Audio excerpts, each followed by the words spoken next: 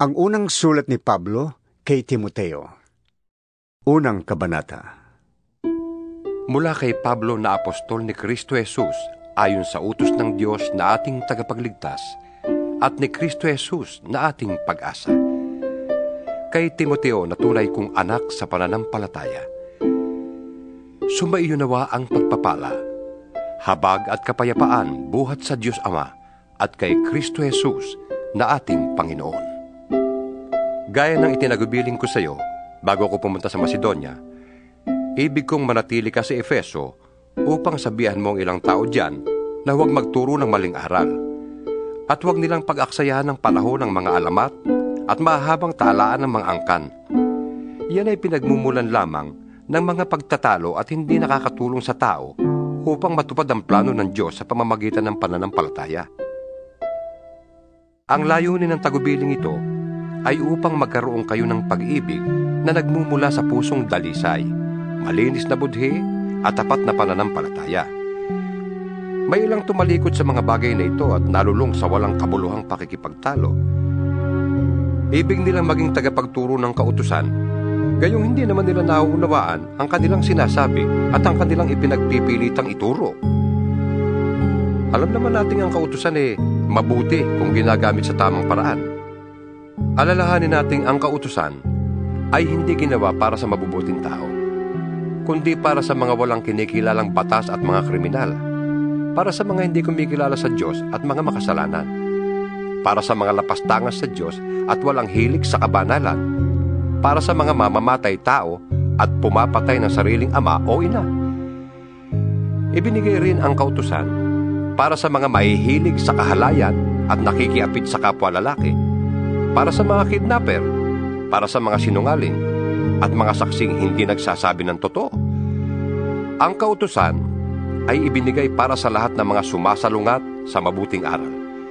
Ang aral na ito'y ayon sa magandang balita na ipinagkatiwala sa akin ng dakila at mapagpalang Diyos. Nagpapasalamat ako sa ating Panginoong Hesukristo na nagbibigay sa akin ng lakas, dahil itinuring niya akong karapat-dapat na maglingkod sa Kanya.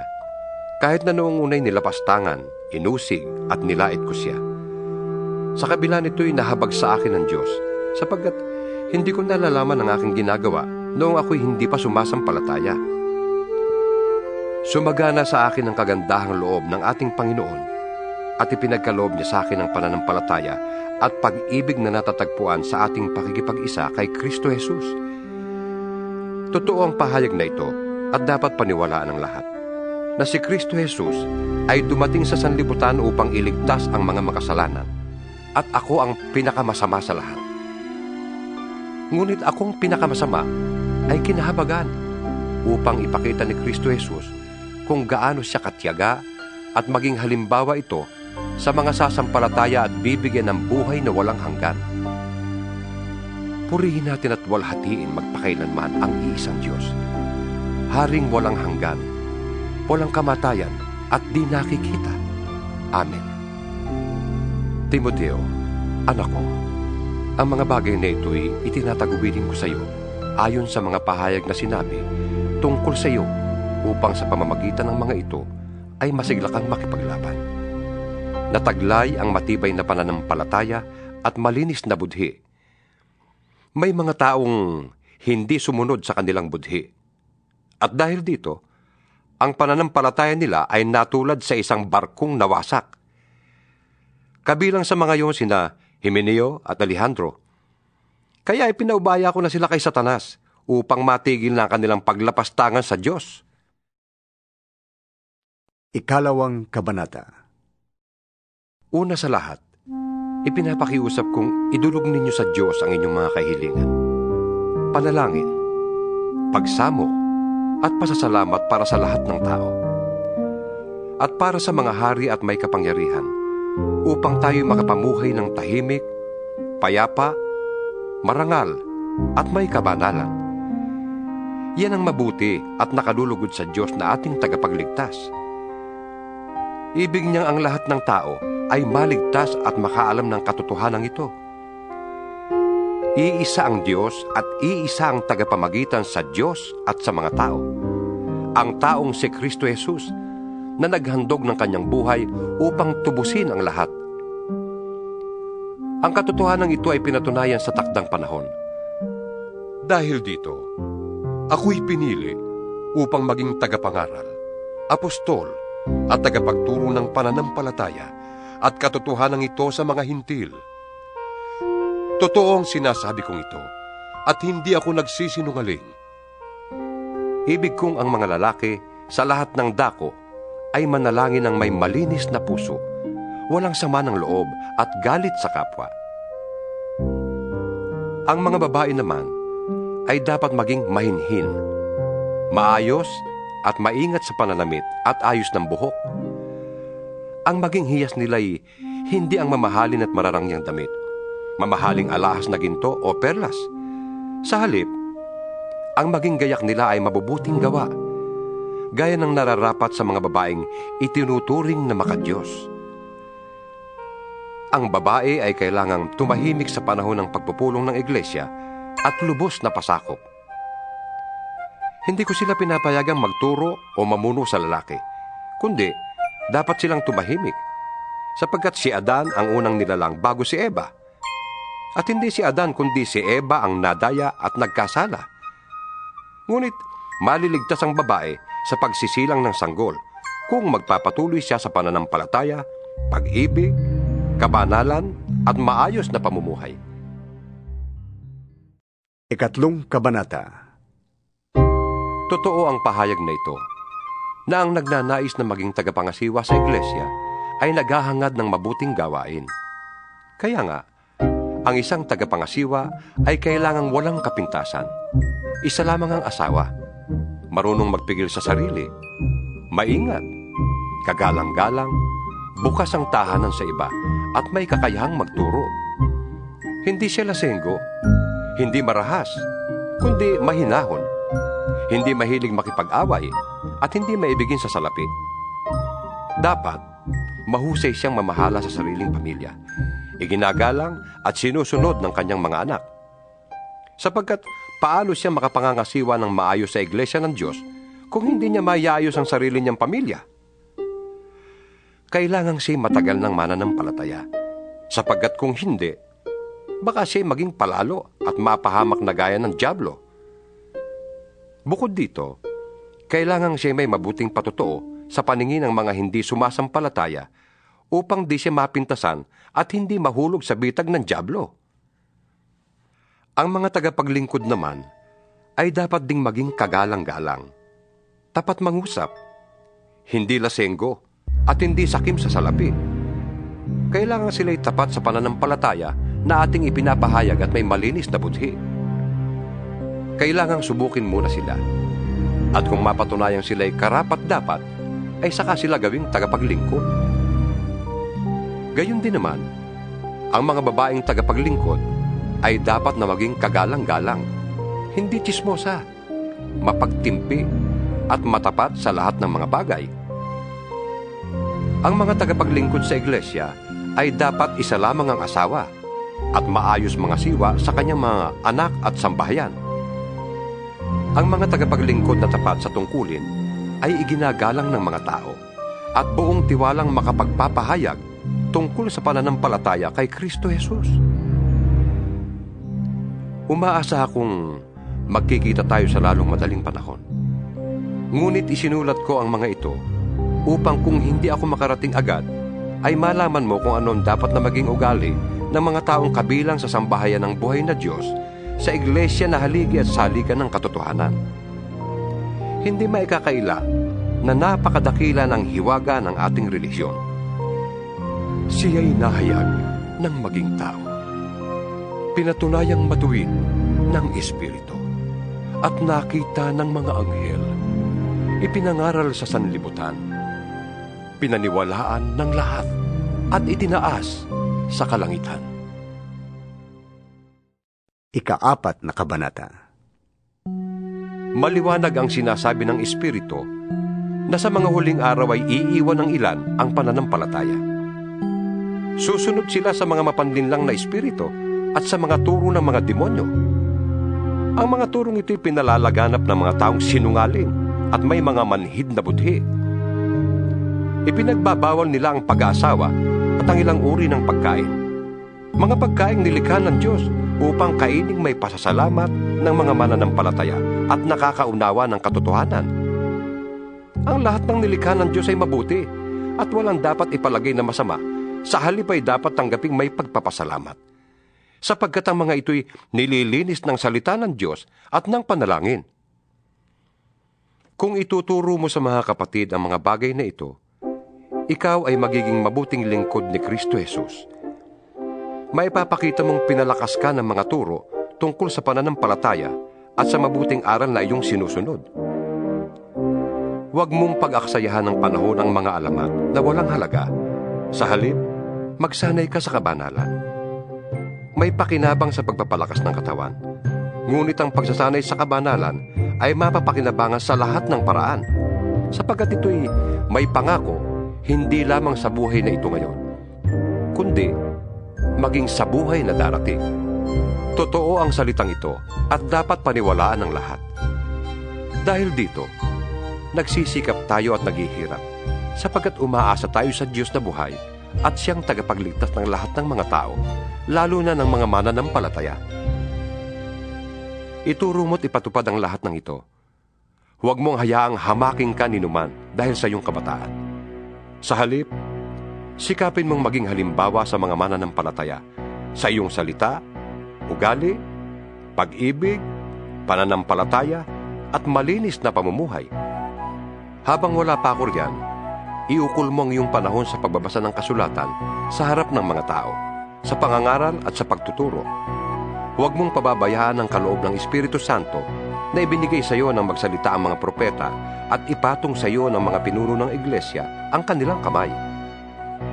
Isagawa mo ang mga ito at pag-ukulan mo ng panahon upang makita ng lahat ang iyong pag-unlad. Pakaingatan mo ang iyong pagkilos at pagtuturo. Patuloy mong gawin ang mga bagay na ito upang maligtas ka, pati na ang mga nakikinig sa iyo. 5 Kabanata. Huwag mong pagsasalitaan ng marahas ang lalaking nakatatanda sa iyo, kundi paalalahanan mo siya na parang sarili mong ama. Pakitunguhan mo namang parang kapatid ang mga nakababatang lalaki. Ituring mong parang sariling ina ang matatandang babae, at pakitunguhan mo ng buong kalinisan ang mga kabataang babae na parang mga kapatid. Igalang mo ang mga biyudang walang ikabubuhay. Subalit, kung ang isang biyuda ay may mga anak o apo, sila ang unang dapat kumalinga sa kanya bilang pagtanaw ng utang na loob, sapagkat ito'y nakalulugod sa Diyos. Ang tunay na biyuda ay iyong nag-iisa na sa buhay, at tanging sa Diyos lamang umaasa, kaya't patuloy siyang nananalangin sa araw at gabi. Samantala, ang biyudang nabubuhay sa kalayawan ay maituturing ng patay. Ipatupad mo sa kanila ang utos na ito upang walang maisumbat sa kanila ang sinuman. Ang sinumang hindi kumakalinga sa kanyang mga kamag-anak, lalo na sa mga kabilang sa kanyang pamilya, ay tumatalikod sa pananampalataya at mas masama pa sa isang di mananampalataya. Ang biyudang dapat isama sa listahan ng tutulungan ay iyong di bababa sa 60 taong gulang. Minsan lamang nag-asawa, kilala sa paggawa ng kabutihan, nagpalaki ng maayos sa kanyang mga anak, magiliw tumanggap sa nakikituloy sa kanyang tahanan, naglingkod ng may kababaang loob sa mga kapatid sa Panginoon, tumulong sa mga nangangailangan at inialay ang sarili sa paggawa ng mabuti.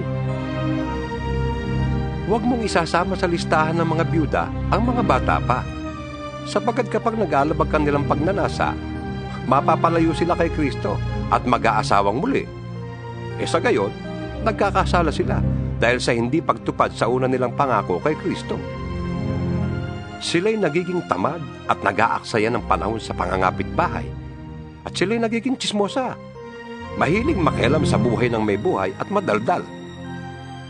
Kaya't para sa akin, mabuti pang sila'y mag-asawang muli, magkaanak at mag-asikaso ng tahanan, upang ang ating kaaway ay hindi magkaroon ng pagkakataong mapintasan tayo, sapagkat may ilan ng biyudang nailigaw ni Satanas.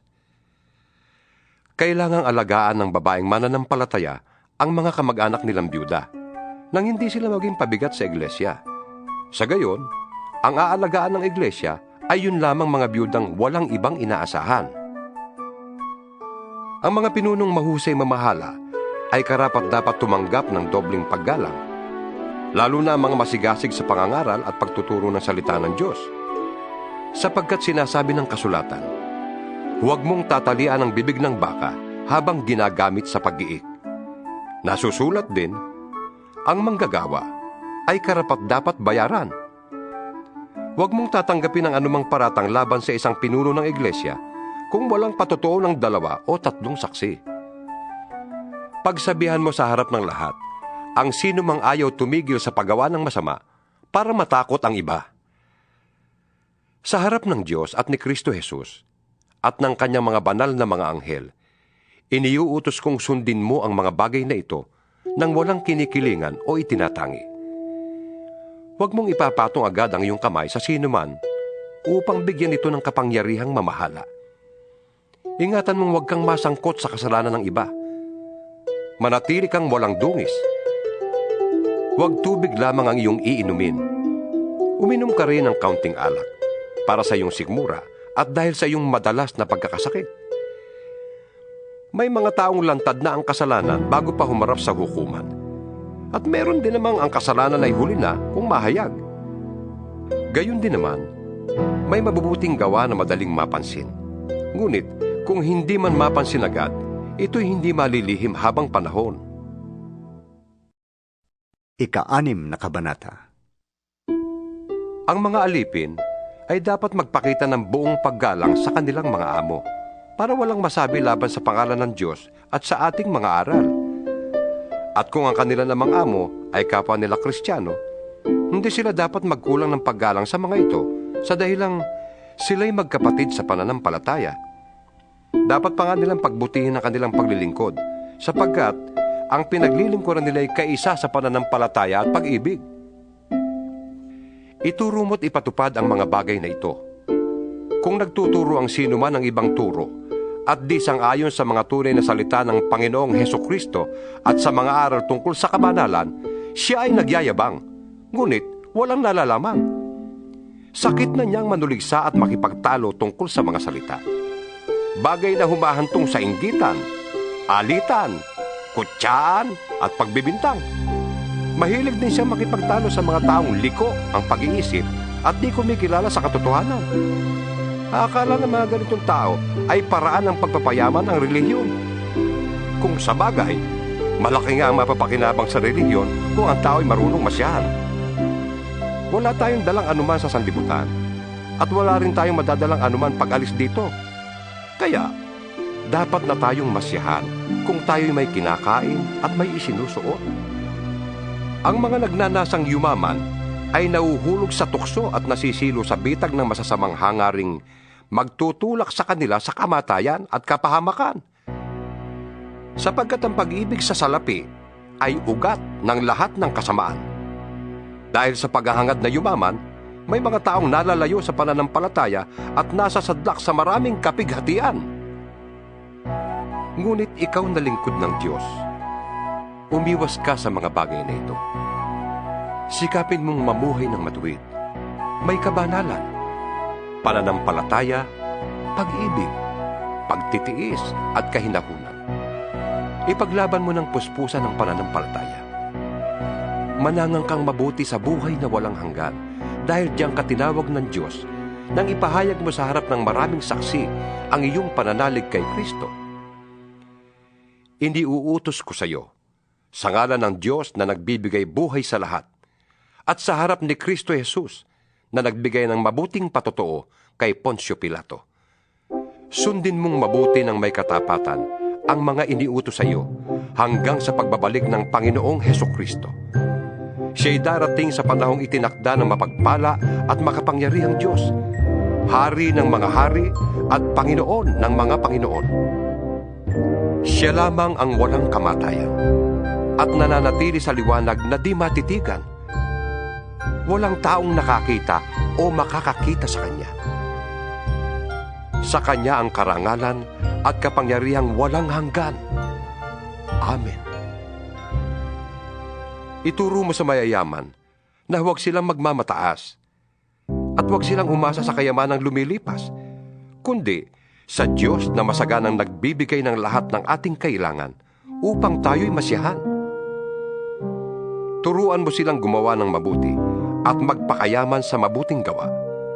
Maging bukas palad at matulungin sa kapwa.